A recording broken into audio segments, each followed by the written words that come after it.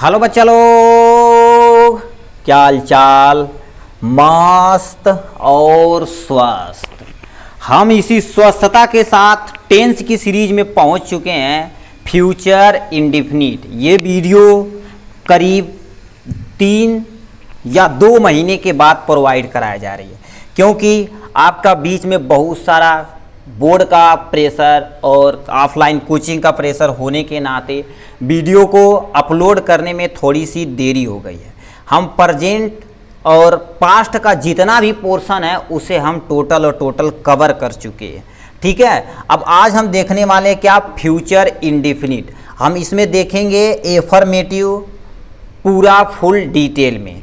ठीक, तो सबसे पहले हम देख लेते हैं फ्यूचर इंडेफिनिट। यानी सबसे कोई सेंटेंस बनाने से पहले हमें पहचान करनी पड़ेगी कि ये जो सेंटेंस है किसका है और क्या क्या रूल और रेगुलेशन वगैरह है।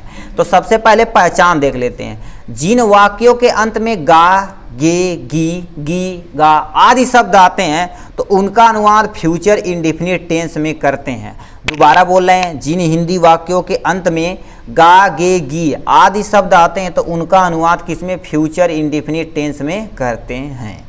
ठीक, जैसे एग्जाम्पल में हमें सबसे पहले देखना फ्यूचर इंडेफिनिट एफर्मेटिव। जैसे मैं बाजार जाऊंगा, लास्ट में गा आया, मतलब ये फ्यूचर इंडेफिनिट से कोरिलेट करता है बेटा। किससे, फ्यूचर इंडेफिनिट से रिलेट है। तो अब देखिए फ्यूचर यानी फ्यूचर इंडेफिनिट एफर्मेटिव मतलब साधारण वाक्य।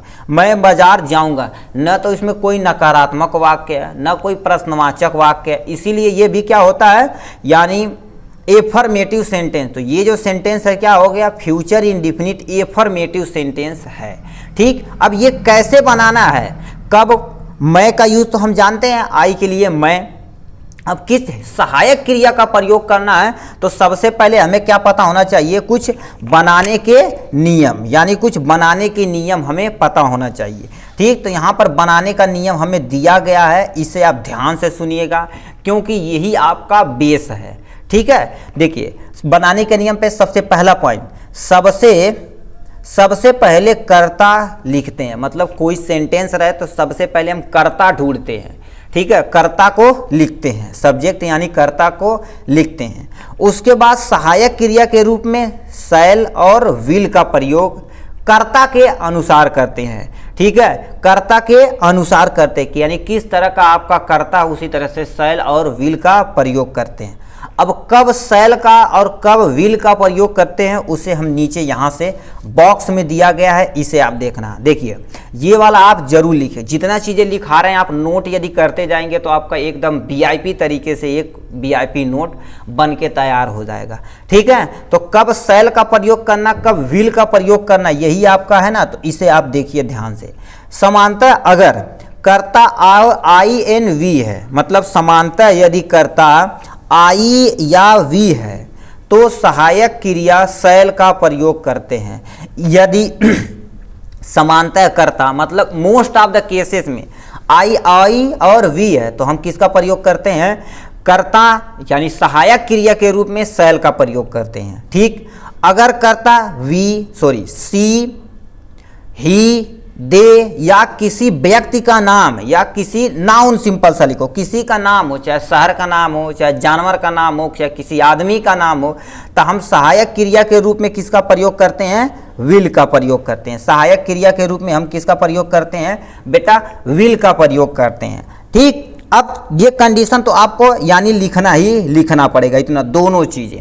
अब कुछ यहाँ से हैं, परंतु यदि वाक्य संदर्भ से प्रतिज्ञा, दृढ़ निश्चय, आज्ञा, निषेध, आवश्यक, कोई सूचना वगैरह रहे ETC भाव प्रकट होता हो तो आई वी के साथ हमेशा विल का प्रयोग करते हैं। आई और वी के साथ क्या होते हैं, विल का प्रयोग करते हैं, और अन्य कर्ता के साथ शैल का प्रयोग करते हैं। ये आप कंडीशन याद रखिएगा और सेंटेंस में आपको दिया जाएगा। ठीक है, यदि दोबारा बोल रहे हैं, परंतु यदि कोई वाक्य है उसमें प्रतिज्ञा, दृढ़ निश्चय, आज्ञा, कामा निषेध, कामा कोई आवश्यक चीजें रहे या आवश्यक कोई सूचना रहे, यदि वाक्य से उसका भाव प्रकट होता, इन सब का भाव प्रकट होता, तो आई और वी के साथ विल का प्रयोग कर देंगे, जस्ट उल्टा कर देंगे। आई और विल के साथ सेल का प्रयोग हो रहा था, मस्त इस कंडीशन में आई और वी के साथ विल का प्रयोग होगा और अन्य कर्ता के साथ तुम्हारा सेल का प्रयोग होगा, यहां आप लिख सकते हैं। ठीक है, अन्य कर्ता के, ठीक। तो समझ लीजिए यहां से क्या होता, अन्य के लिए सेल का प्रयोग आपको करते हैं, एक आप लाइन बढ़ा लीजिएगा। ठीक है, सेल का प्रयोग करते हैं। दोबारा सुन लेते हैं इसी को बेटा। देखिए आई और वी के साथ समानतः सेल का प्रयोग होता, ही हो गया, सी हो गया, दे या किसी व्यक्ति का नाम या किसी जगह का नाम होता तो हम समानतः यानी विल का प्रयोग करते, मगर एक कंडीशन यहाँ से दे रखा, इसे आप याद रखिएगा। ठीक, अब हमें पता चल गया कि कब हमें सेल और कब विल प्रयोग करना है। उसके बाद हमें मुख्य क्रिया का कौन सा फॉर्म, फर्स्ट फॉर्म। यदि क्रिया देखेंगे तो कितनी फॉर्म होती है, first form, second form, third form होती है।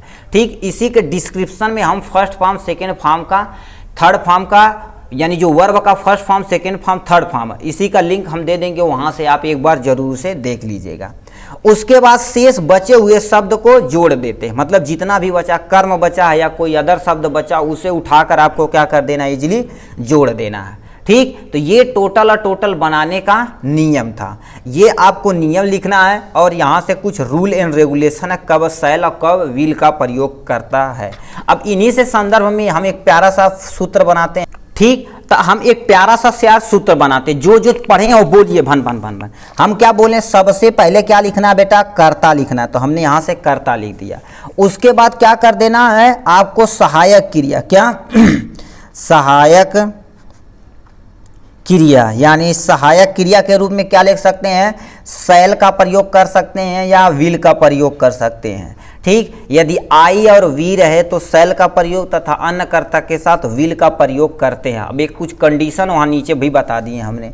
ठीक है, और क्या लिखते हैं, मुख्य क्रिया, बोले हैं क्या बेटा, मुख्य क्रिया। मुख्य क्रिया का कौन सा फॉर्म बेटा, यानी मुख्य क्रिया का आपको क्या सा फॉर्म लिखना, फर्स्ट फॉर्म लिखना बेटा।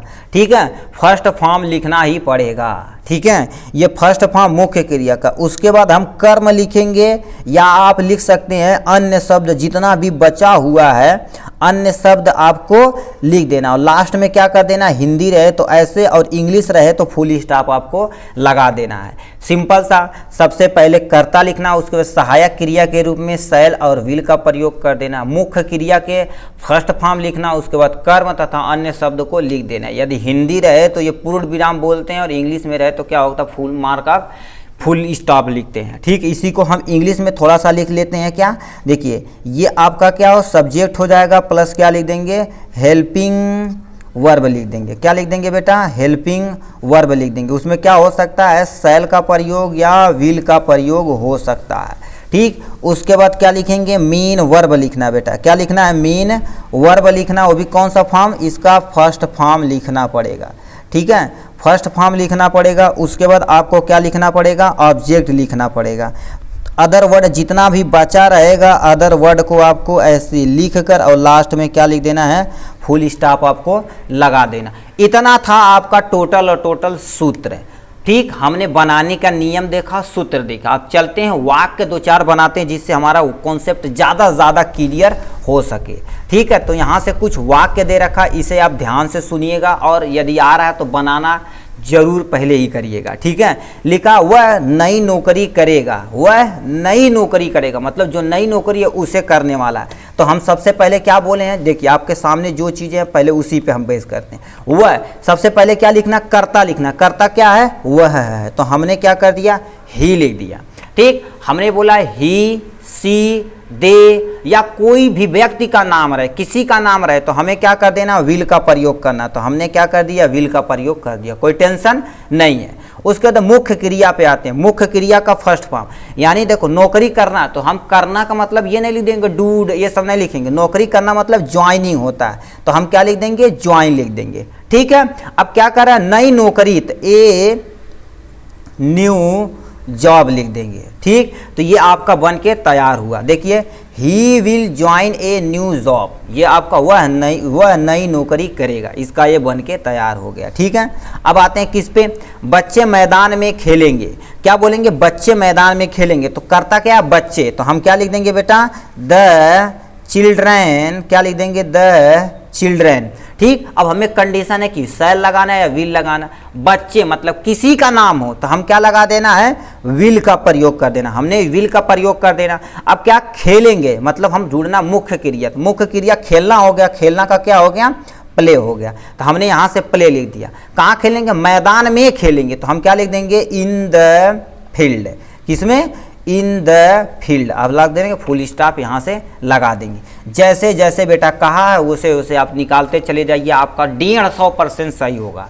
ठीक है, ये हो गया। लिखा वह कल काठमांडू जाएगा, वह कल काठमांडू जाएगा, तो वह के लिए हमने क्या बनाया बेटा, ही बनाया है। ठीक है, अब यहाँ से क्या बता दिया है, दूसरी चीज़ें। ठीक, विल का प्रयोग करना है क्योंकि ही है तो हमने क्या कर दिया, यानी विल लिख दिया।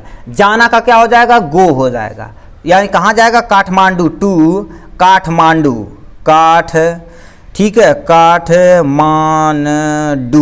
ठीक है, काठमांडू लिख देते हैं बेटा। काठमांडू कब जाएगा, कल जाएगा। कल के लिए हमने क्या लिख दिया यहाँ से, टुमारो। अब हमने पूछा कि कब टुमारो यूज करना है, कब स्टरडे यूज करना है, तो आपका देखिए हम बता दिए पहले ही। ठीक, पहले ही बता दिए हैं कि टुमारो का प्रयोग और स्टरडे का प्रयोग और टुडे का प्रयोग हम पहले भी बता चुके। इसी के लिंक में हम उसका भी डिस्क्रिप्शन दे देंगे, यानी क्रिया का फॉर्म वाला और ये टुमारो, स्टरडे या टुडे का हम आपको इसी में लिंक में डिस्क्रिप्शन में दे देंगे, वहाँ से आप पहले उसे देखिएगा। ठीक, इसे देख लीजिएगा, उसके नीचे वहाँ जाइएगा, आपका ज़्यादा से ज़्यादा कॉन्सेप्ट क्लियर वहाँ से हो जाएगा। ये हमने लिख दिया। अब आते हैं क्या होता है, हम के लिए बेटा क्या यूज करते हैं, वी। तो हमने बोले आई हो या वी, हम उसका किसका प्रयोग कर देते हैं बेटा, शैल का प्रयोग कर देते हैं, तो हमने यहाँ पर शैल का प्रयोग कर दिया। ठीक है, वह हम लोग कई पत्र लिखेंगे, हम लोग कई पत्र लिखेंगे। ठीक है, तो देखो क्या हो गया, यानी कर्ता हो गया सहायक क्रिया, उसके बाद मुख्य क्रिया, लिखना क्या है, मुख्य क्रिया, तो हम इसका फर्स्ट फॉर्म मतलब राइट लिख देंगे। कई पत्र, कई के लिए क्या यूज करते हैं बेटा, सेवरल यूज करते हैं। क्या बोलते हैं बेटा, सेवरल। पत्र के लिए हम क्या यूज कर सकते हैं, लेटर्स यूज कर सकते हैं, तो हमने यहाँ से लेटर यूज कर दिया। ठीक, ही शैल राइट सेवरल लेटर, तो यहाँ पर हमने उसकी इंग्लिश बना दी है। ठीक, अब आते हैं नेक्स्ट पे, वे लोग निश्चित रूप से ठहरेंगे। क्या लिखा, वे लोग निश्चित रूप से ठहरेंगे। ठीक है, तो क्या यूज कर रहे हैं, वे के लिए हमने क्या यूज कर दिया, दे। अब देखो बोलते हैं निश्चित, हम बोले थे कोई दृढ़ निश्चय रहे, कोई सूचना रहे जो निश्चित रूप से रहे, तो हम क्या यूज करेंगे, शैल का यूज करेंगे बेटा। शैल का यूज हमने कर लिया, यहाँ हो गया। ठीक, ठहरना का क्या हो जाएगा, स्टे हो जाएगा, तो हम लिख दिए यहाँ से स्टे। ये इतने सेंटेंस में बन गया, दे शैल स्टे, मतलब वो निश्चित रूप से ठहरेंगे। ठीक है, तो ये इतना था आपका टोटल 5 वाक्य फ्यूचर इंडेफिनिट एफर्मेटिव से रिलेटेड। ठीक है, ये वीडियो पसंद आया तो लाइक और सब्सक्राइब ठोक कर करिएगा। ठीक, फिर मिलेंगे एफर्मेटिव के बाद निगेटिव सेंटेंस में, तब तक के लिए bye bye and take care.